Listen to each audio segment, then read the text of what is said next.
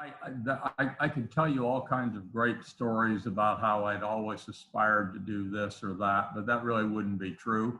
I have told, I have a lot of people come to me through the years and say, I want to be a college president. And my first thing is, no, you tell them is, no, you don't. My hair wasn't white when I started doing this, and I actually had some all over the top of my head. So, things change. I ended up being a college president because I was the vice president for academic affairs, and the president left, and they decided to do a search, and I figured out, well, if they hire somebody else, I'm probably going to have to leave this school because the new guy always brings in new people. So the only way I can stay here is to be the president. So I'm perfectly honest, on the last day before that they accepted applications, I turned in an application, just thought, okay, we'll just see what happens. Anyway, and it did. So a friend of mine who's a great attorney back home said to me once when I was getting done with the last track, he said, I just can't believe a mathematician can do this thing as president. And I told him that, well, I had a real advantage, and that was low expectations. In reality, the things that math helps me with is it teaches you to be analytical and try to solve problems. So those are the things I like to do. So, and believe me, there are a lot of those in higher ed. We had a good run. And just perfectly honestly, I was there for almost 17 years, and about a little over 14 of that, I was the president, and got to see an institution transform from being a really small local school into one that was being looked at nationally by an awful lot of people. We think we created a whole series of new programs that the next generation wants rather than the past generation. And we grew enrollment, grew endowment, got all kinds of people investing in the institution. And once you start this upward spiral, it just rolls.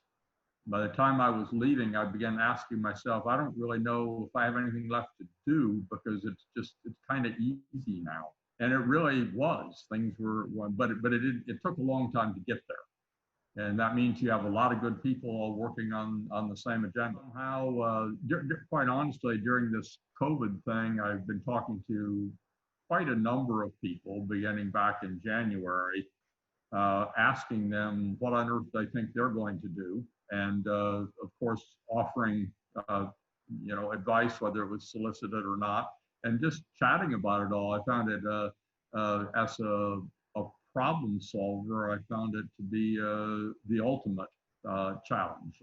I think this is a terrible environment for the entire nation, economically, health-wise, and of course, higher education is being hit by this too. But it's also the ultimate challenge if what we can do to minimize the the negative impact on everybody, and then as a college to come out of this stronger than we ever were. And that's of course the agenda, because sometimes a crisis causes you to look at yourself, and we'll be doing it. We have been doing a lot of that. Actually, but probably the most important thing for us to know is that we don't know. So the things we have to do, we have to be ready to change directions on very little notice. And back when I was talking with the various people at Washington College about the options there, one of the things that frankly impressed me is that they made the decision to go online this fall. Maybe the first part of August. And by then, I think that was the most responsible decision. I know a number of schools whose names I should not mention who made a different decision and now are having to backtrack. So it was a responsible decision, as painful as it can be for the college community, but I think also for Chestertown, because the last thing we want to do, back home, I live in right outside of Boone, North Carolina, where there's a state university with 17,000 students, all of whom are back right now. And I would say there's a great deal of fear in the community about what's going to be happening, to the residents of the community. So. You know, I guess 18 months of being a college president is probably the equivalent of 12 years someplace else. But it can be considered a long period of time or a short period of time. And I'm always curious when people are in this position and what they realistically think they can accomplish during this period. And, you know, it's an interesting challenge, you know more than others, of how many fingerprints do you want to leave on an institution rather than kind of be the steady eddy to keep the trains moving on time. What's your impression about that? So first of all, I am not now, nor have I ever been a caretaker. And if there weren't things to do, I wouldn't be interested in being at Washington or anywhere else. The bottom line of for an interim president in a position like this is to do everything, in this case, he can do to position the college so that when they hire the permanent president, every person in the country, every good person in the country will desire that job. So they will really be able to have the pick.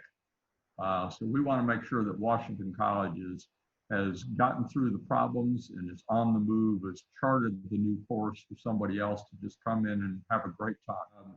So I grew up as a child in an environment where around what were the traditional extension universities. My father was at the University of Florida and at Texas A&M, and they have these tripartite missions of teaching, research, and extension.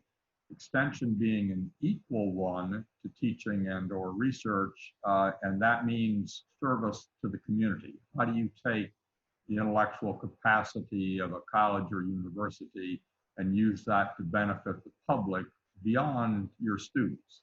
And I've always believed that that's what every college should do, and especially one like Washington College.